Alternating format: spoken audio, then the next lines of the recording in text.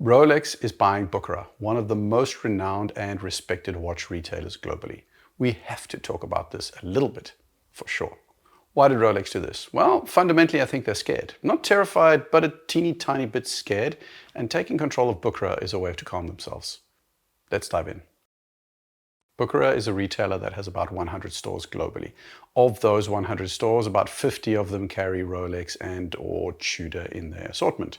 Bucherer bought Tourneau a couple of years back and have slowly been rebranding the Tourneau stores into Bucherer stores. Bucherer don't only sell Rolex, of course. They have a broad assortment of other brands in their lineup, including Vacheron, JLC, WC, Tag Heuer, Longines, Nomos, and many more. They also have their own brand of watches, which get a fair amount of respect in the watch community. In the grander scheme of things, Bucherer are not dominant in terms of market exposure. Estimates put Rolex in about 2,000 stores worldwide, primarily local ADs that operate in very limited markets, most in just one city, but in some cases slightly larger ADs that have multiple stores in several cities, usually all in the same country. Bucherer was up for sale, so this isn't a hostile takeover. Bucherer was fast approaching a time for a generational handover, and as the story goes, the available candidates were just not there, so some other solution had to be found, and that included selling the business.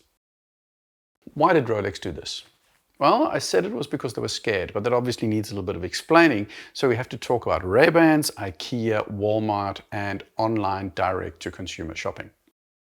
Starting with direct-to-consumer shopping, what we've seen in recent years is several companies embracing the direct-to-consumer model. IWC, Omega, Panerai, Longines, and even JLC all allow customers to go online and buy a vast majority of their models through a click of a button. This all makes business sense. Having a distribution network of ADs reduces the profit for the manufacturer.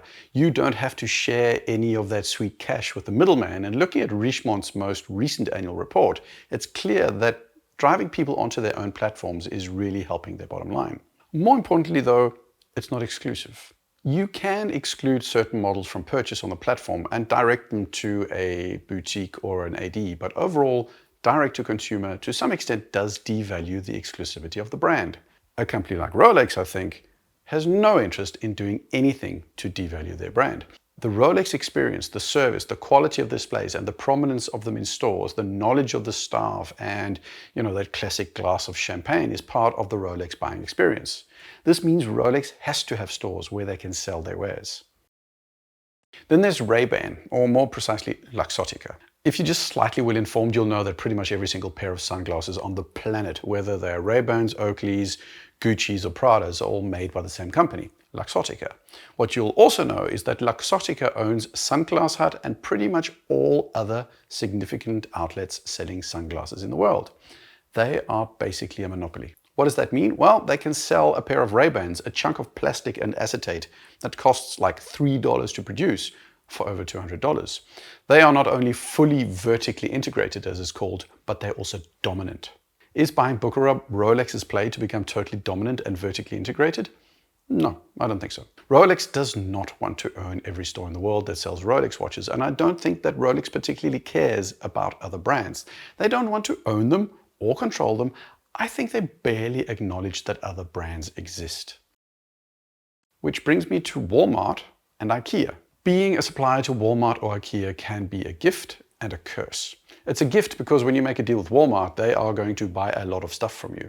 If you have some component or product that they want, they will demand it in huge quantities and you will profit. The curse, though, is when you as a manufacturer become dependent on Walmart or IKEA. When 50, 60, 70% of your revenue is through business with IKEA, then IKEA can start to dictate what they want. You de facto lose control of your own business due to the outsized influence that Walmart or IKEA have. They can dictate qualities, pricing, payment terms, you name it. This isn't the case with anybody in the dealer space. Nobody has the size that they can dictate to Rolex what they want and how much they want.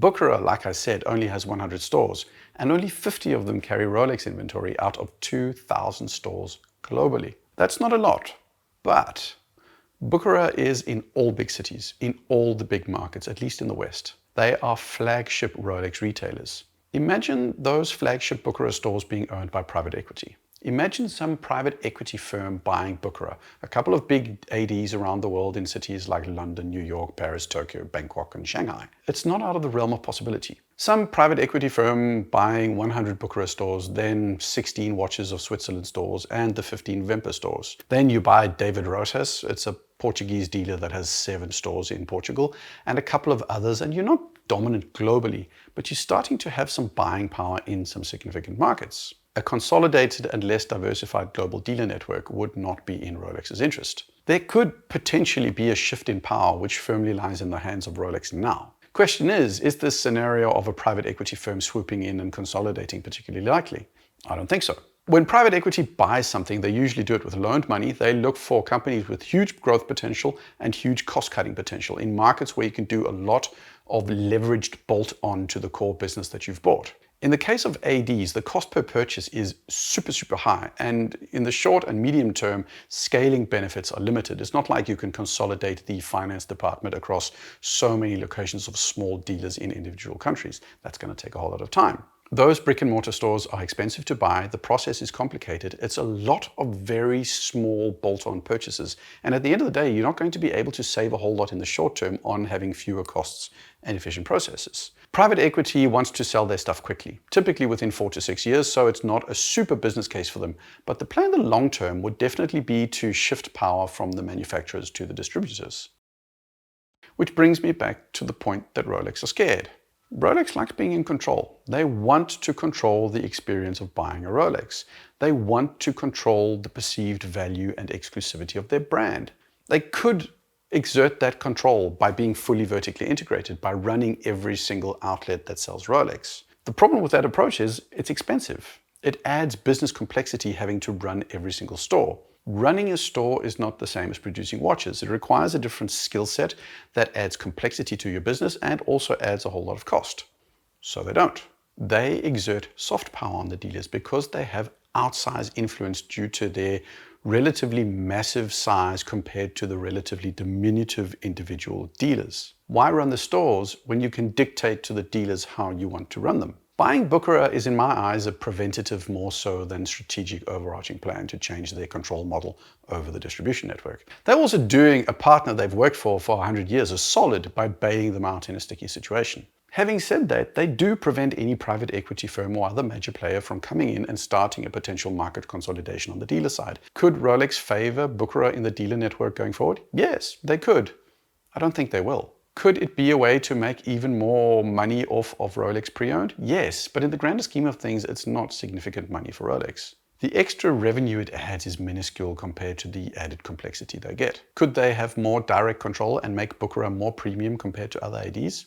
Yes. Could they have a plan of transitioning to more flagship type locations?